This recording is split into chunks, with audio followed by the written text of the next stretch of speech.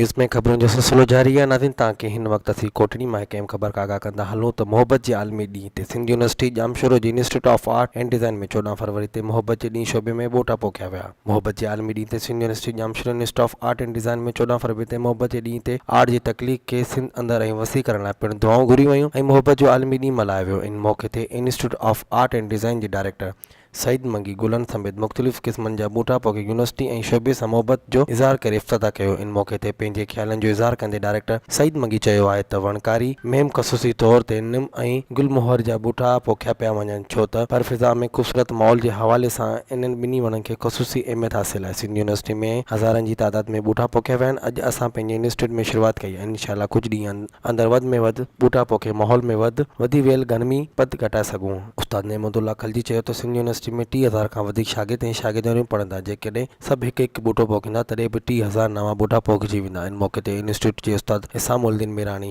राबिला अबरो, नादिर जमाली, कासिम कासकली, नजबुल्ला राशिदी समेत ॿियनि पिणु ॿूटा पोखिया। उस्तादनि जो चवणु हुयो त ॿूटा पोखे माहौल खे बहितर कंदासीं। इन मौक़े ते शागिर्द बि पिणु ॿूटा पोखिया। वधीक ख़बरनि ऐं तफ़सील लाइ विज़िट कयो अवामी news Facebook page, YouTube page ऐं अवामी न्यूज़